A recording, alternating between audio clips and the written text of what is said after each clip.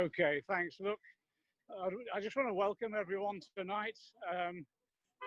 Walking through Haystown, I'm on my way for a birthday meal with my family, so I'm having a bit of a night off. I'm sorry about that. It's a complete neglect of my duties, but there you are.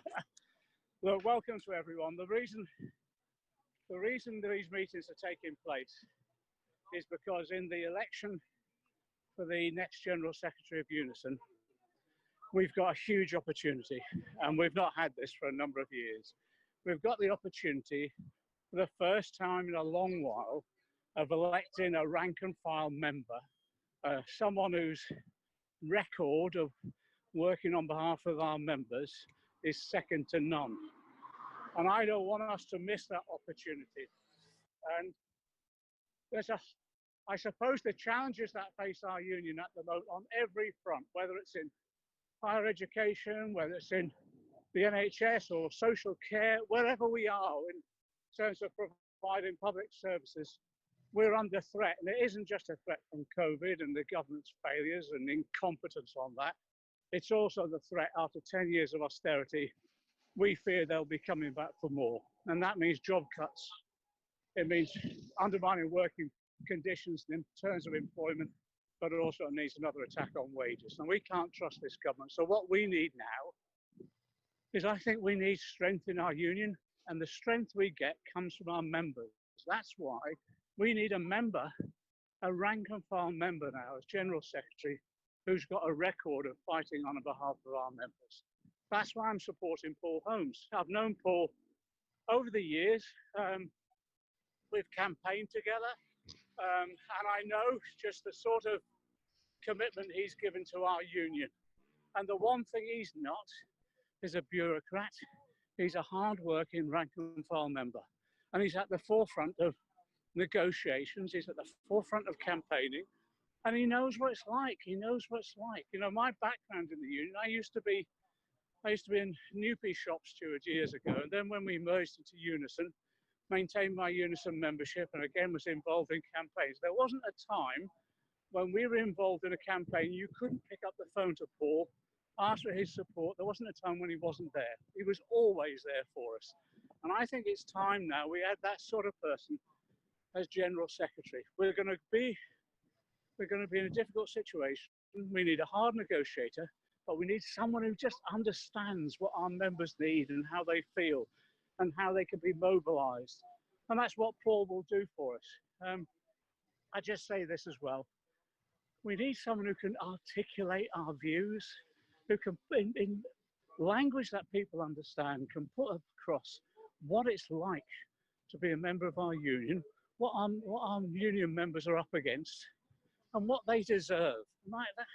And Paul's got the ability to articulate those arguments, and I think those ideas. So that's why I'm backing him, and that's why I've been at these various meetings. We've been saying to people, come along and just see what you think of Paul and his ideas. He's got a program of reform for the union, particularly about putting resources back to the grassroots, to the branches, and making sure our members have got a strong voice within the union, but backed up by resources.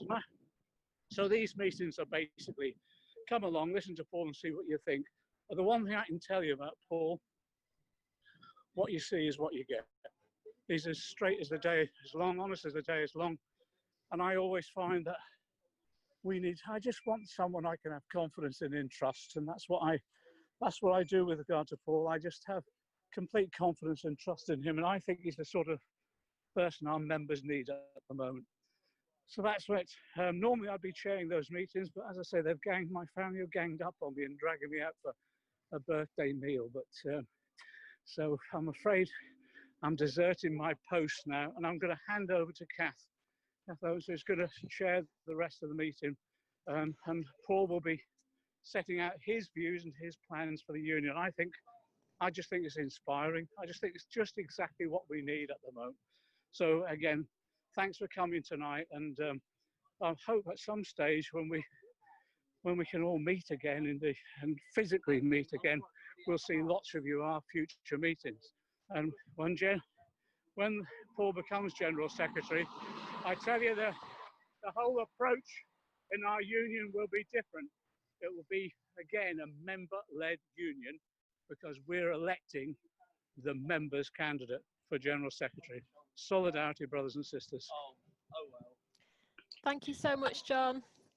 Okay, Thank you so much. See you then. Please be careful when you're crossing the road and going to catch your bus. We don't want any accidents. Happy birthday and enjoy your evening. Very well deserved. And you can see more of John McDonnell at future events. There are other sectors meeting like this, so you might want to go to one of those. Each region is going to have its own event as well, and those are coming up. And then on Friday evening, I'm not quite sure of the time, there's another event with John and Ken Loach and Paul talking about the future of the Labour Party. So that's one not to be missed. So I shall see you all on Friday and we'll talk about the details of that event again before we leave. So welcome everybody. Just to thank John again for his tremendous support for the campaign. John is there for us, for UNISON members. He's also there for us higher education workers. Back in the spring, he spoke at a meeting of higher education activists as we responded to COVID. So we all send our good wishes and offer him many happy returns. I think singing is probably not a good idea. It doesn't really work very well on a video call, and I'm certainly not going to volunteer to do that as well. So hello, good evening, welcome everybody. My name's Kath Owen. I'm a nationally elected rep on UNISON NEC for higher education members. I'm personally supporting Paul Holmes for General Secretary, and I'm speaking here in a personal capacity. I'm really pleased and proud to be part of a big, diverse team supporting this leadership bid. Paul is the members' candidate. There is a lot of talk in our union about being lay-led, and that means ordinary members having a say over what happens. And it sometimes feels as if ordinary members in our branches are far away from the centre of power. And I don't think that will change if we vote for more of the same, which is what some of the candidates are offering us. But Paul offers something different. He offers a radical set of changes to our union, which are about democracy and transparency. But you will hear much more from him later on. So it's September, it's back to school week. So higher and further education people on this call will be in full swing for the start of term. So has anyone ever asked you, oh, you work at the college, do you get the summer off? Do you get a long summer holiday? Well, no, excuse me while I pick myself up off the floor. We do not. And what a summer it has been. Since March, higher education staff have had their worlds turned upside down. Some have been redeployed, some have been furloughed for a time. Many have been working from home with all that entails. And like so many other public sector staff, we have responded to the best of our abilities to support our colleagues and the students. Yet our sector has been in turmoil. The hyper-marketisation of HE leaves many universities exposed to loans and debts, reliant on international and domestic recruitment, chasing the league tables, even if they are the only provider and a big employer in their town, which should mean that they're safe. Our members have gone through more rounds of redundancy and restructure, all while we're trying to do our jobs and represent members. Higher education needed reassurance from the government that no institution will be left to fail. Instead, we've had 6 months of uncertainty, topped off by the A-level results debacle and the removal of the recruitment cap, which has created more chaos for the coming year, not just the next year, the years to come. The A-level U-turn was important because it became a national political issue that the Tories couldn't solve. So we need to keep linking our campaigns to this, to demonstrate that the market madness is no way to run education, that our young people deserve better, and we should have investment in education and training at a time when unemployment is set to soar. At a time when we desperately need more health workers going into the sector, those people should be offered free places. They shouldn't be saddled with 50 grand's worth of debt for the benefit of training to be a nurse or a healthcare worker. But our branches haven't sat back this summer. The employers never waste a good crisis, and they've been coming for our terms and conditions. Sheffield University attempted to fire and rehire all the staff. This was fought off by a great campaign from the branch supported by the region. University of South Wales is facing the prospect of a special purpose vehicle, which is just a way of outsourcing all the support staff. And this has been met by a robust response from the branch. You need to sign their online petition. So if you search for University of South Wales outsourcing, you can find that. And SOAS, School of Oriental African Studies, faced with the threat of redundancies, has today announced their days of strike action. And we'll hear more from Consuelo about that and about the campaign and how you can show your support. So this is the kind of fight back we need. It's led by our members and our reps, speaking about their concerns, arguing for the change we need in our workplaces, our sector and our society. So I'm really pleased that we have Alison from Birmingham University and Consuelo from SOAS on the call to talk about their local campaigns in their local branches from an organised fighting branch perspective. And I don't think it's a coincidence that both of these branches have nominated Paul Holmes in the last week to be our General Secretary candidate. They are leading the way. So join us. It's time for a real change. And thank you for coming tonight. So I'll now pass over to Consuelo, who will speak through Translator and to talk about perspectives in the SOAS campaign, both in terms of the insourcing campaigns, which have been so successful to fight for their members' terms and conditions, and what it's like to organise migrant workers, and now the next set of campaigns that they've got, including the strike action. So over to you, Consuelo, and thank you so much for spending the time to join us this evening. Buenas tardes, gracias por invitarme a este evento. Mi nombre es Consuelo Moreno, soy limpiador y representante sindical en la Universidad de SOAS. Hi, first of all, Momo, I will be translating for my mom in this occasion. So thank you for inviting us. My name is Consuelo. I'm a cleaner at SOAS and union representative. Me involucré con el sindicato de UNISON cuando empezamos a vivir los limpiadores la victimización por parte de las compañías de limpieza. I got involved with the UNISON union when we began to experience exploitation and victimization by the cleaning companies. Y así empecé a tener conocimiento de nuestros derechos laborales y teniendo como objetivo terminar con la terciarización en SOAS. Through this process, I began to be more aware of our labor rights, and with this aiming to end outsourcing in SOAS. Después de una campaña exitosa y apoteósica de 12 largos años, logramos el in-house. After a successful and apotheosis campaign of 12 years, we achieved the in-house. Y con ello la contratación directa de más de 100 trabajadores, mejorando nuestras condiciones de trabajo y seguridad. With this, the direct hiring of more than 100 workers ultimately improved our working conditions and safety. Esta fue una campaña prácticamente sin apoyo de los regionales. This campaign was practically without the support of the regionals. Es por eso que se necesita un cambio dentro de la estructura regional, which is why a change is needed within the regional structure. Y apoyamos a Paul Holmes porque consideramos que es la persona idónea que podrá darle apoyo a nuestros miembros. And this is why we support Paul Holmes, because we believe he is the ideal person to support our members. La campaña de SOAS por el in-house ha servido de inspiración para muchas universidades. SOAS in-house campaign has served as an inspiration to many universities. Para mejorar sus términos y condiciones laborales.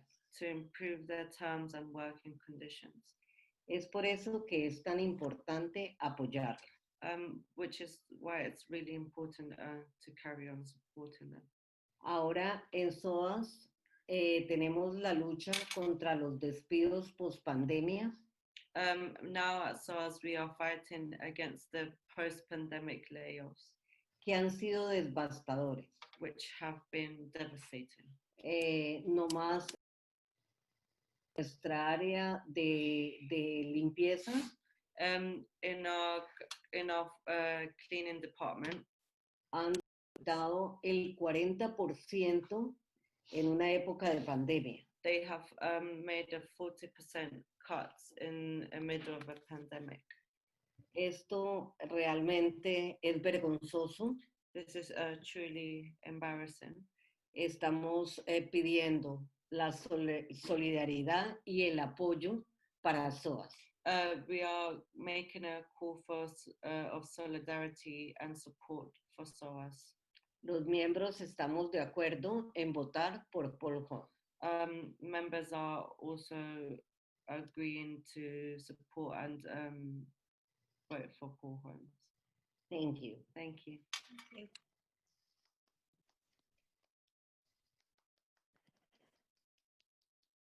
We'll all do some silent clapping. Thank you so much, Consuelo and Natalia, for your translation skills. And it's really good to hear that the campaign to support and defend your terms and conditions hasn't stopped and that it's carrying on. Can you just remind us of your strike dates, please? Do you know the dates? 23, pienso que es cuando es la registración de los estudiantes. If we are not wrong, it's for the 23rd of the September when it's the when students are due to come to enroll. Okay. Estaremos invitándolos y pasándole toda la información para contar con el apoyo y el soporte de ustedes. As she said, we shall be sending information about and inviting you to support us and help us with this process. Thank you. Thank you. Thank you very much. So anyone who's in a higher education branch on this call, which I think is most of you, you need to get your branches to send your messages of solidarity to SOAS and find out how you can support them. Thank you once again, and thank you for joining us on the call tonight. So next we move to our next speaker, and this is Alison Dingle, who's a Women's Officer at University of Birmingham UNISON. For people that don't know, University of Birmingham's taken itself out of some of the national decision making for universities, which gives it a bit of a unique position. So Alison's going to give us an insight into what it's like campaigning in that branch and what they've been up to. So over to you, Alison. Thanks, Kath. Hi, everyone. Our branch took action last year, and we're really proud to say that we managed to cover everybody's salary and nobody lost any money from the action we took. And that's down to the generosity of branches such as the one as yours. So if you donated to our strike fund, thank you very much, and we'll certainly be reciprocating at every opportunity we have, because we are all struggling together. I suppose a few things about our strike and how it went well. I think firstly, we managed to, as Kath said, we're not part of the collective bargaining, and therefore we can take on the university as a branch. It's fair to say there was a little reluctance from our regional office before that. However, they did support us very well, actually, and we did have individuals really was sort of made a big effort, and they were a great part of it. However, another reason that our action was successful is that we had the support of other unions on campus as well. So we had the support of UCU and GMB and Unite, who GMB and Unite have a lot fewer members than UNISON, but obviously we all came together, and because we were united, that had a big impact as well. We struck over a number of issues, and pay being one of them. But and this is what, and we achieved, actually we achieved quite a lot with our pay. We got 4.85% for our poorest members, which sounds like a big increase, but it is actually a large percentage of actually a very low salary to begin with. And one of the reasons that we got a lot of support more generally is because of the disparity between the senior managers' pay and the pay of our lowest members. And I mean, our vice chancellor earns over £400,000 a year, and is also he also is involved with has been involved with the USS, the UCU pension, the lecturer's pension. So he really has absolutely no idea what it's like to live on the poverty wages that he inflicts upon our cleaning and our catering staff. And I think this fundamental unfairness is what's one of the things that has really caused a lot of strength of feeling in order to sort of take that strike action. The actual disparity between the wealthiest and the poorest people who work at the university, and I think it's because they don't really understand that even in the current situation, I mean, our cleaners were offered £75 a week pro rata to go in while the campus was under lockdown, which is £5 a day. Now, if you're taking your livelihood from that low level, you're on a lot of our cleaners are actually on universal credit as well. So there was actually no point in them doing that. So this paltry incentive meant nothing to them, and I think that was an indicator to us, really, just that that the university management haven't really worked out the reason that we took the action last year. I think one of the reasons it was successful, we did a lot of things that were successful and worked. There was a lot of organising and planning in the initial stages, and this is one of the things that our regional team helped with, which was really useful. And the part of our preparation was we had what we called a myth busting campaign, in which we actually informed everybody on their rights regarding what their rights were to strike, their legal rights, and we had those translated into several languages. So our cleaners, a lot of our cleaners, their first language isn't English, and so we had Arabic and Somali and Polish. So they actually were completely aware of how they couldn't be intimidated by their managers, and they knew exactly what their rights were. That was something that was very successful. Another thing we did that was really successful as well, and our regional team helped with, was we had a picket in the city centre, in Birmingham city centre, and that was really quite well attended, and it was obviously an opportunity to sort of publicise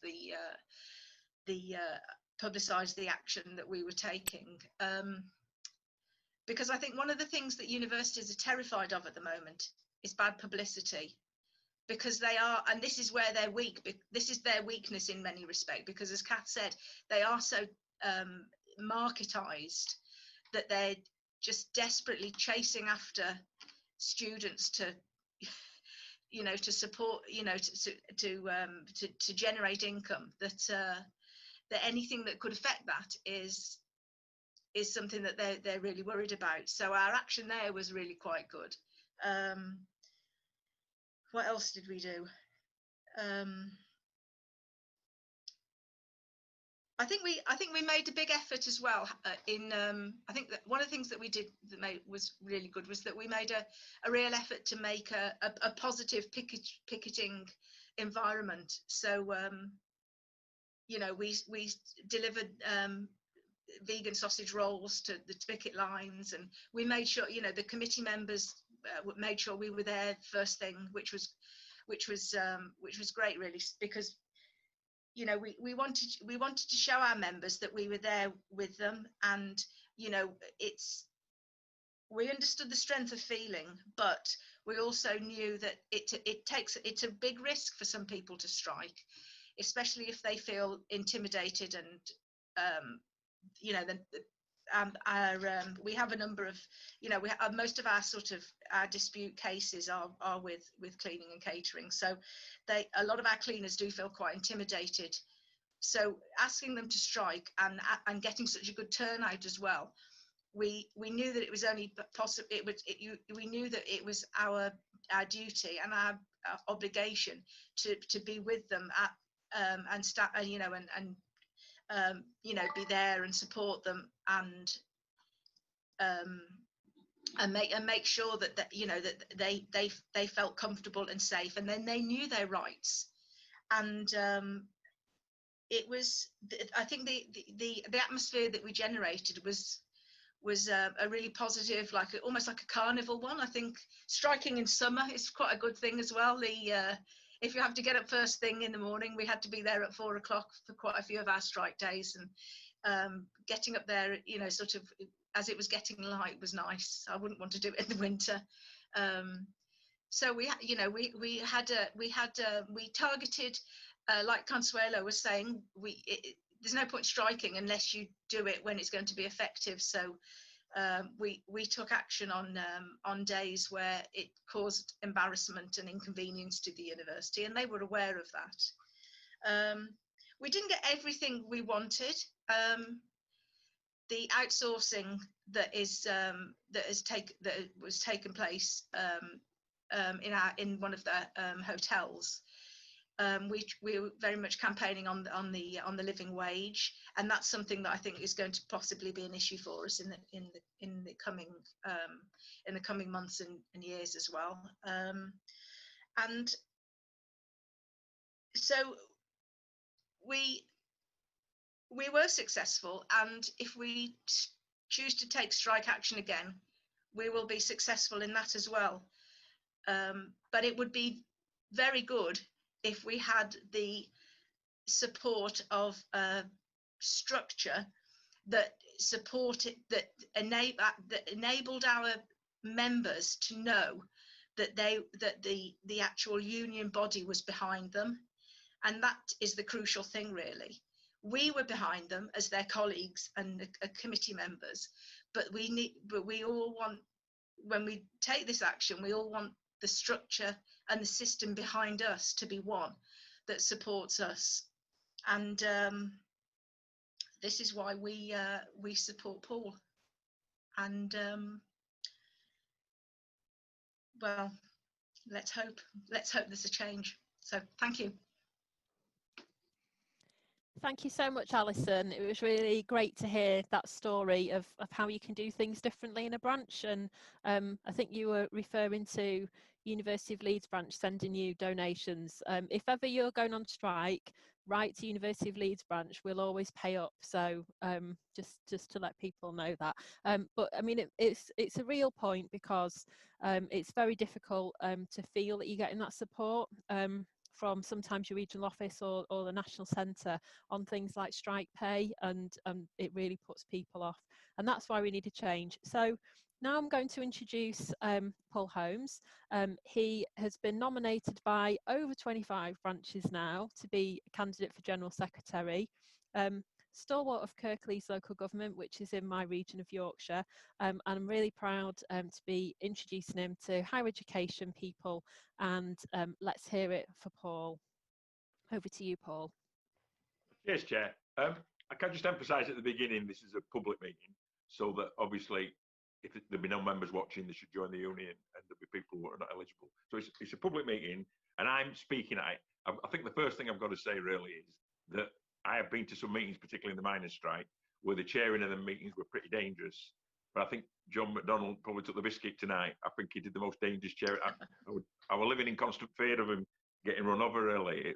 It looked like Roadrunner Mark II, really. My experience in the union is large. I've been a UNISON member and a steward for 40 years. I've been a branch secretary of one of the 10 biggest branches in Britain for 31 years. I've been on the NEC 13 years.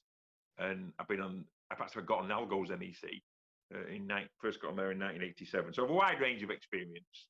And in the branches I've been in, which is mainly two, West Yorkshire, Nalgo and Kirklees Unison, we've had in them branches, not just local government, universities, the police, probation, youth and justice, transport, community and voluntary sector. Now tonight's meeting is aimed at people who work in the higher education sector.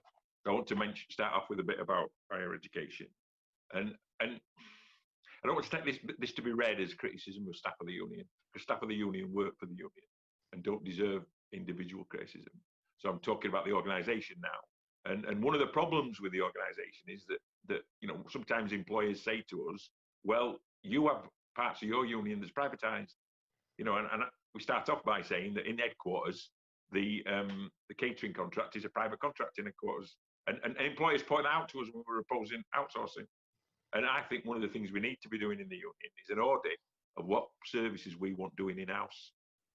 Cleaning is outsourced in most regional offices, and we can't be, we're stabbing ourselves in the foot really by doing that. And this issue about having more than one job is absolutely prevalent. The rules of the union say that you can't be in more than one branch. They're really clear on that, but that is impossible to operate in a town where I work, for example, in Huddersfield, where there's an hospital, there's a university, and there's a local government, and they've all got 3 separate branches. Now, we often get people coming to us who are in unison at one of the employers. Now, the rules say you can only be in one branch, and the way you get around that is to pay a standing order or whatever, or a direct debit for the other, total it all up, but people won't do that.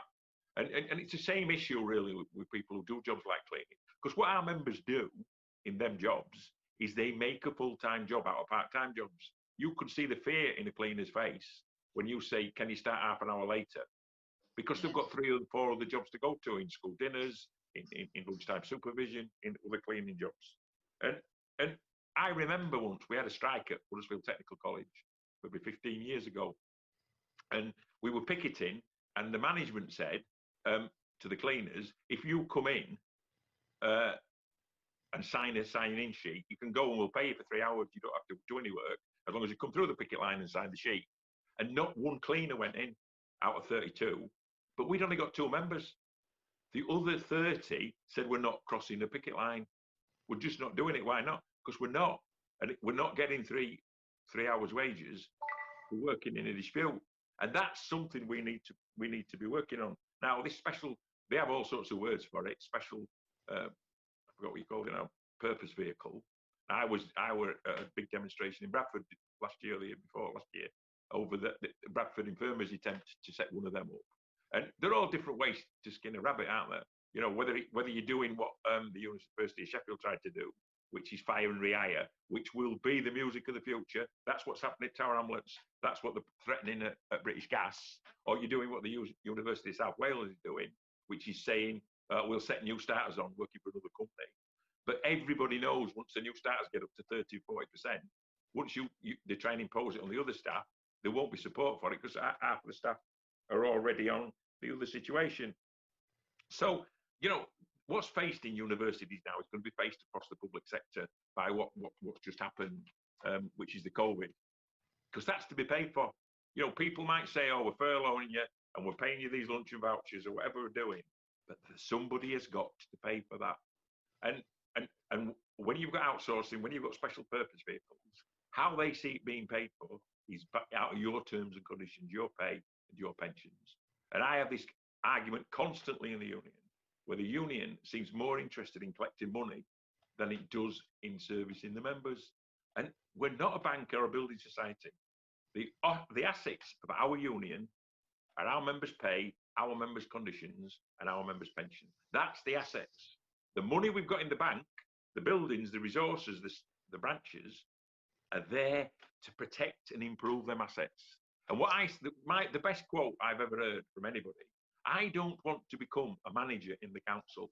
I want to get a decent rate of pay for the job that I do. So we're saying as a union, we want a minimum wage, or I'm saying a minimum wage of £15 an hour, and then our people can start living properly. And they once asked Picasso if he wanted to live a high-flying lifestyle. And he said, no, I want to lead a working-class lifestyle with a lot of money. And that's what I want for our members. I want our members to understand that we're prepared to fight for them. And this union only consists of the branches and the members. Consists of nothing else. Nothing else exists. The regional office, the national office, the welfare provision, the holiday provision, the legal provision is support for the branches. That's all it is. Without the branches, none of them supports exist. So I'm saying that 90% of the work's done in the branches. Increasingly, the branches are snowed under, not just with main centre employers, particularly in the health and local government, but also with special purpose vehicles, arm's length companies, outsourced companies. All are just methods of taking money out of the public sector, putting it into private bank accounts in the Caribbean. And Big Bill Haywood, the American miners leader in the 1920s, said that the best quote you've ever heard, really, everybody who's got a dollar but that they didn't earn, somebody else who earned that dollar didn't get it. And that's what the whole system is about. And, you know, when you hear stories of chancellors on £400,000 a year, and I think the slogan's really good that came from the United States about, you know, for the 99%, not the 1%. But I think it's slightly out of a kilter, because 1% own society, about 95% work in it, and 3 or 4% have paid a lot of money to tell you that the 1% should own society. A whole layer of people are really well paid to tell you, there should be a neon sign outside their office which says, you're lucky to have a job. Well, I don't see that. And I thought it was interesting earlier on that John McDonnell said, Paul, straight talking. Now, I'm a big fan of Bill Shankly's. Bill Shankly was a Liverpool manager and they were a socialist, ex-coal miner. And he said, I like to call things by the name. I once in a meeting once where 3 stewards were called disingenuous by the management, and none of them understood what disingenuous meant. It was only when we went outside that I told them that he said they were lying, that they wanted to go back into the meeting again and have a go. And Bill Shankly said, I want you to understand this. I don't say to people, this person is avaricious. I say, he's bloody greedy. And so that's how we need to talk to our members. We need to talk to them in words that they understand and that they connect with about how they're being ripped off. And Bill Shankly also said, it's the last quote I'll make for Bill Shankly, that if you're going to have an organisation that represents something that's going to be a team, has to involve natural enthusiasm. And that's what the union's missing. It's quite dour. You know, there's 2 sorts of unions, really. One union that tells you what you can do, and one that tells you what you can't do. And increasingly, our union, people are employed to tell us what we can't do. We can't write to other branches. We can't go on Black Lives Matter demonstrations. We can't go on NHS pay protests. We can't do this, we can't do that. Well, let's start telling people what they can do, because it's only by encouraging people and bringing people together. And one of the things I intend to set up if I get elected General Secretary is a leadership school. And that leadership school will take no notice of anybody's gender or the creed, the religion, nothing. And it won't take any notice of whether they're seen as somebody supports me or doesn't support me. Because when I see somebody at a union meeting in our branch and I think they've got something to offer, then I see them as a new team member.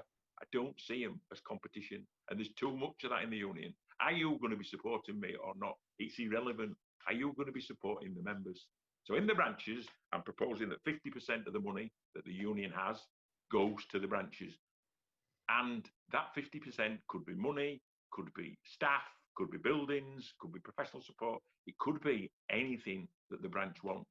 It's not our job to say, you come to us and beg to us each year what money you may or may not want.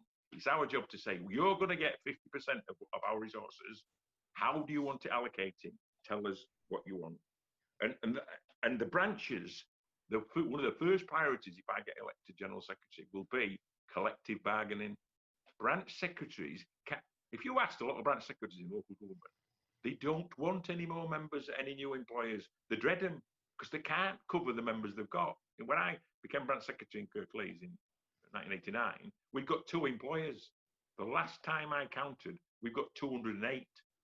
And everybody in them branches, local government branches, will tell you of employers that they go to represent people for grievance and disciplinary, where they've got no disciplinary procedures, no grievance procedures. They won't let you in. They'll call a meeting when you can't get there and say, we're not changing it. So we need to start off, we need to pick some big employers and get some big victories and say, look, we're coming for collective bargaining rights, where there's a grievance procedure, a disciplinary procedure, and trade union recognition. And if you're not going to give them, then we're going to mount a campaign outside your premises with your shareholders and with people who appear on your letterheading as Sir So-and-so or Lady So-and-so, who is a patron of that organisation. We're going to get collective bargaining rights. If we don't get collective bargaining rights, we're already on the back foot. And part of me wanting to be the General Secretary is I want to put this union on the front foot. I can't do that myself. It's not possible for one individual. I don't believe in the hero theory. But what we can do is start leading from the front. You know, we haven't been on Question Time for 20 years. We don't fight as weight. We don't act as size. We're the biggest union in Britain, but we don't act as though we're the biggest union. We're scared of saying things because we might upset somebody. Well, I don't set out to upset anybody. But if I do say something that I believe and that our members believe, then it doesn't bother me if it upsets somebody. You know, when you go and see a group in local government, I use local government as my example. If you go and see 100 home care workers or 100 bin workers, there's only 2 things going to happen at the meeting. One is, they told you they want to see you over an issue. They want to know what your plan is. And they want to know if they've got confidence in you to carry out that plan. That is the only 2 things. So if you say somewhere like SOAS, which has got great branch leadership, you know, this is what we want to achieve, insourcing, this is what we want to achieve, university wages, etc., etc., then the members don't want to be low paid, they don't want to be maltreated or not have PPE, but they want to be convinced that you can achieve it for them. And to do that, you've got to give them confidence. And I've had this question at a few hustings meetings now, which is, how would you see things changing for stewards? And I give a fairly simple answer, really, because we've got loads of stewards now who are frightened. They're frightened that if they oppose something in their workplace, then that workplace will pick on them, that they will victimise them. We've got a situation in Hull at the minute where a steward's being victimised at a private company that works in close conjunction with Hull City Council.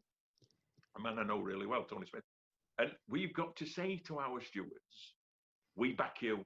I have a policy in Kirklees. If our members do something, our stewards do something genuinely on behalf of the union in a health and safety issue or whatever, then I will back them. I remember a situation 15 years ago, you won't believe this if you live in England, but there was an earthquake in Huddersfield, and in the tall buildings, at the building I were in at the time, I was scared to death that it were coming down. And the management said, you can't leave the building until we've got an architect in to come and check it. I said, look, I'm pressing the fire alarm. If you press it, I'm going to discipline you. I'm not bothered. I don't want to argue with you next week over 10 dead bodies. And we've got to say to the stewards, we're backing you. In Kirklees, when the bin workers walked out in 2018 over bullying and harassment and racism, they walked out when I were in London. It was quite amusing because the council accused me of organising the walkout. I didn't even know about it.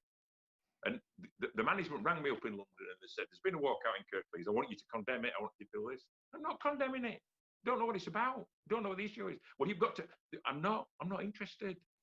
The stewards have got to know they've got a card in their back pocket signed by me as the General Secretary, which says, my General Secretary is backing me. They're behind me on this issue. And that's the confidence we need to give to the members. And what's happened is that confidence has disappeared because the gulf has appeared between the employed officials of the union and the lay officials. Lay official is not a term that our members all understand, so I don't use it that often when I'm talking to the members. But for me, the General Secretary, the Assistant General Secretaries and the Regional Secretary should be elected. At the moment, only the General Secretary is. And them positions are of the membership. The membership give you the power, they give you the responsibility, and they can take it off you by electing somebody else. On the other side of the wall is the full-time officers of the union. They're employees. They should be paid the rate for the job that's negotiated by their union, but they shouldn't be interfering in the democratic elections of the union. I'm standing to be the General Secretary on a worker's wage. Now, for different workers, the wage is different. I understand that. We'll have members on 18,000 a year. We'll have members on 200,000 pound a year, you know, chief execs of local authorities or whatever. But I earn 32,000 pound a year in my job. And that's what I would take as General Secretary. The other 100,000 will go back to the strike funds and the welfare funds. And I'm saying there because I am no different to hundreds of branch secretaries in Britain who do the job on the wages and the salary of their proper job that they're seconded from. And that's what I'd be doing. I am not an employee of the union. I would be the leading democratically elected person in the union. And we need to change how the union works. I personally think, and I'm coming to an end of my contribution now, I personally think that the General Secretary election hustings should start off with a mass meeting of all the delegates at conference. We should have a couple of hours put aside at the National Delegate Conference when there's 2,500 people, delegates there, and that's where candidates get up and say, this is what I'm standing for General Secretary of this election for. I'm declaring myself as a candidate. You can hear me speak, you can ask me questions, and then when the delegates go back to the branches, they've got an idea what's going on. At this moment in time, the election's almost a secret to a lot of our members. The majority of our members won't know there's a process that started. And we need to alter that. And if I get elected as General Secretary, I make this promise to the members. One of the things I'll do is set up at National Conference a lottery. Don't worry about it, you're not going to win some money on it. I'll set a lottery up and a dozen members will get pulled out before we go, a dozen names. And them 12 people every year at conference, there'll be different people every year, can check what I promised what I would do when I stood to be General Secretary against what I've achieved. Have I stuck to my promises? Because that's what people say. Everybody promises something when there's an election. Well, all I can tell you, and I'll finish on this, all I can tell you that in my letter that's gone out, and people are very impressed by the letter seeking nomination, those things that I've had in that letter, I have campaigned for over 30 years. Some of them have been partially achieved, some of them haven't been achieved yet. You know, if you speak to people who's been involved in the increase in branch funding, 6 or 7 years now, we've been pushing for that, maybe longer, even longer. But I've been fully behind that campaign since the start. And we need to work out not just what we're after, but are people going to achieve it? And I always believe that you keep the leaders on the short chain. Who elected them, who can get rid of them, are absolutely vital questions. And the General Secretary is an elected position that should be under the supervision and audit of this union, where that person leading this union is on the same terms and conditions, the same pay rates as the people that they represent. And I don't normally finish speeches with this, but I will today. I'm going to quote from Tommy Cooper. Tommy Cooper says, I really like kids. I used to be one. And I really would like to be the General Secretary because I'm a member. And that's what I believe in, a member-led General Secretary for a lay member-led union. Thank you very much. Cheers. Thank you very much, Paul. Just like that. I don't know if you get showing some bad comedy there. I was interested in your anecdote about an earthquake. It feels like there's an earthquake going through the nominations at the moment. The number of branches that are just piling in to nominate Paul, it's amazing.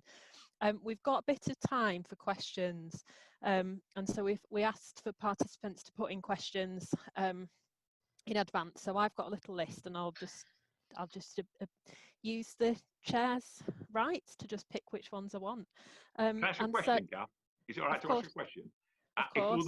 If other people who have spoken want to come in on the answers, it doesn't bother me that. Yeah, that's what we'll do. So it's meant to be like a sort of conversational style. So we'll open it to Paul to answer them first. But we're interested to hear Alison and Consuelo's contributions if they want to make them as well. So the first question that we've had, it actually comes from a member at the University of Leeds. So we've seen the recent UCU disputes have demonstrated that there is a lot of demand for big struggles in universities, but sometimes UNISON has struggled to meet the balloting threshold, whereas UCU has met it. So how can we achieve the action that we need by coordinating that and to meet those ballot thresholds in order to achieve the fight back that we need in higher education. So any thoughts on that, Paul? Yeah, well, in the wider scale, which we won't get this in the next 12 months, but I've always argued that ballots should take place at work supervised by somebody, and then you would get 90% turnouts.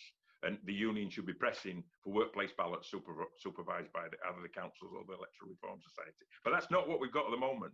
But if you study the ballot returns in branches where the issues are important, where the members know what the issues are, and the branch is fully behind and the union's fully behind, the ballot turnouts are massive. You know, when we had a strike ballot in Kirklees in the bins in 2018 over bullying, workloads and racial harassment, I can't remember the turnout was something like 94% and the yes vote was 88%. You've got to mean business. You've got to set your stall out. You've got to aim your resources. You can't, if you start off with an attitude, particularly from the regional officer, if you start off from the attitude, oh, this is another job to do and I've got enough to do, and it's just the branch trying to cause trouble with the employer. And if you let the employer ring you up and start berating you that they can't afford anymore when they're paying £400,000 to a vice chancellor, then you've lost before you start. And that's why I believe in the front foot. The union's resources need to be thrown at that. So if you pick a university and you're saying, well, this is the big issue for us, you meet the branch, the members think it's an issue, blah, blah, blah. You've got to stand up, you know, with the full-time officials and the branch secretary have got to stand up together in that meeting and say, we can defeat this. We don't start off with saying, oh, God, this is going to be really difficult, or there's bound to be, you know, in our business support dispute in Kirklees in 2015, they had 750 business support staff, all part-time female, and they wanted to go down to 500. They said, there's 100 want to go, we've done a survey, 100 want to go, we have to make 150 compulsory redundancies. And we immediately went to see the members, recruited 10 stewards straight away, all female, told them we meant business, told them the branches' money were involved in it, told them that we get money from other branches, and we didn't have a single redundancy. We had a 3-day strike, people didn't cross our picket lines, the bins didn't, etc., etc. And we didn't have one compulsory redundancy. And somebody touched on it today, you touched on it, Chair, about the Birmingham dispute. Because in the past, always Kirklees UNISON sends money to branches that are in dispute, it's an investment. You get it back. Every branch thinks, oh, we got £1,000 for them, we got £2,000 from them. So the money flows back in again, and what goes around comes around. So what I really feel and believe is the General Secretary should be on every picket line. The General Secretary should be saying there's going to be no problem with money. The General Secretary says if anybody tries to discipline anybody, we'll escalate this dispute. And whatever happens, we can last longer than they can. Then you're halfway to winning the dispute. Thanks, Paul. So I'll invite Alison and Consuelo, because I can see they're both on the call. Just they've met those thresholds. So what was your approach to that? Well, I mean, we explained very clearly to our members their legal rights to strike, the legal position that they were in, and the fact that they would be protected.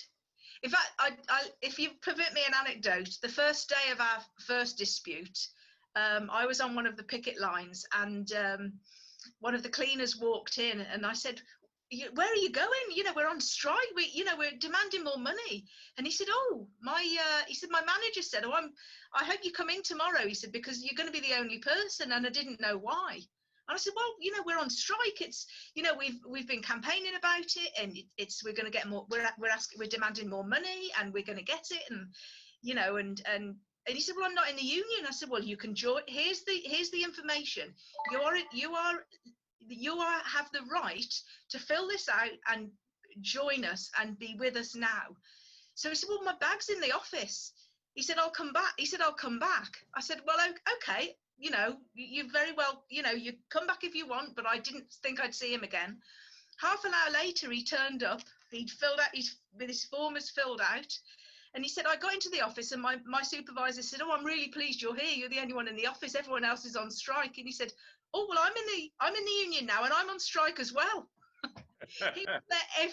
He was on every single picket. It was brilliant. And but he had the, I mean, we would, you know, we're honest brokers in that respect, and I think we need to ensure that we retain that, you know, we retain that reputation and we earn it, you know, and making sure that people understood the situation, I think, was key for us, you know, and the gesture about as well of, you know, including in different languages, you know, so people knew that they were, you know, that they knew that there were, you know, different, why, you know, I mean, it's interesting actually, because the universities, you know, in this country, you know, sort of advertise themselves as international, you know, sort of staff, and the most international of our staff are actually, you know, the cleaners from all over the world, and you know, they are really the people that, you know, that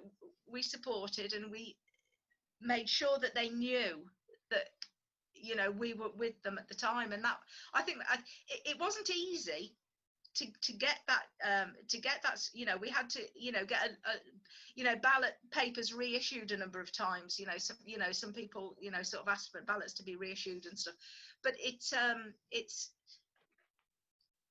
you know, we built a momentum. You know, we had a, you know, we got a ball rolling, and it developed a life of its own, and people were excited to participate, and, you know, people joined after the, you know, the first round, and it didn't, I mean, you know, we had several days of action, but we, you know, we were committed to it, and we just kept going until we got as much as we thought, you know, that was possible. And we'll do it again if and when we get that momentum again. It's an ongoing struggle, you know. The struggle continues, absolutely. Yeah. Alison, I don't know if Consuelo can get back on the call and give us some feedback from SOAS, but I think the key to this is about it's about showing leadership and showing an intent, and Paul's touched on that in what he was saying, that not just shrugging your shoulders and saying, oh, well, the members don't want to do it. It's about setting out what you will achieve and how you'll support members and take them with you, and also about how you'll protect them in terms of pay as well, and making sure people feel included. I've got another question. This is probably time for our last question.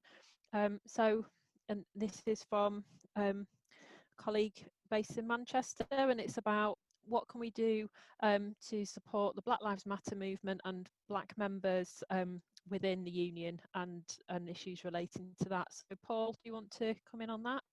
Yeah, I'll say three things on that really.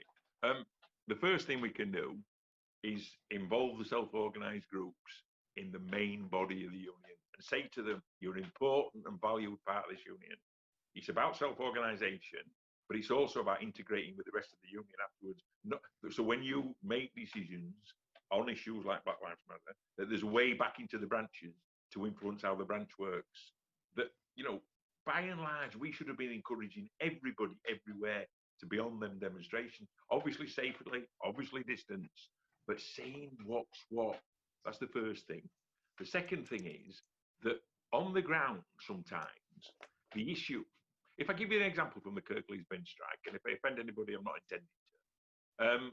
But when we actually started voting for strike action, when people started, we sort of had these confessional meetings with the members where they told me what had happened to them over the previous 12 to 18 months. And we were horrific. I could array you with stories of how horrific it was.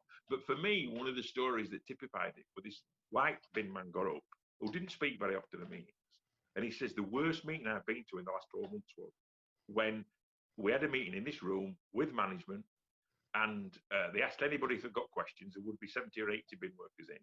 And this lad got up, this bin worker got up to speak, born in Jamaica with a Jamaican accent, not unnaturally, and asked a question. The manager said, I can't understand what you're saying, can you repeat it? And he said, he repeated the question, a serious question about his own health and safety. And the manager said in front of 70 other workers and 500 managers, look, it's impossible to understand what you're saying, sit down and shut up. And this white bin worker said, why didn't we walk out then? Why didn't we walk? But he hadn't thought that at the time. but the realization of the fact that the union were taking racism seriously, that the union were wanting to do something about downtrodden workers, and bin workers are very downtrodden workers, that lit a light in his head. And suddenly, instead of having a workforce that felt that some were being picked on and some weren't, everybody saw it as part of their work, the workplace bullying that were happening to them.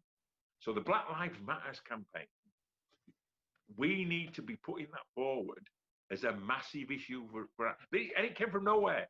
You know, it came, you know, the murders that took place in the United States are regular and common, but that one just touched a nerve. Somebody filmed it, the incident happened, and the movement, it didn't come from nowhere.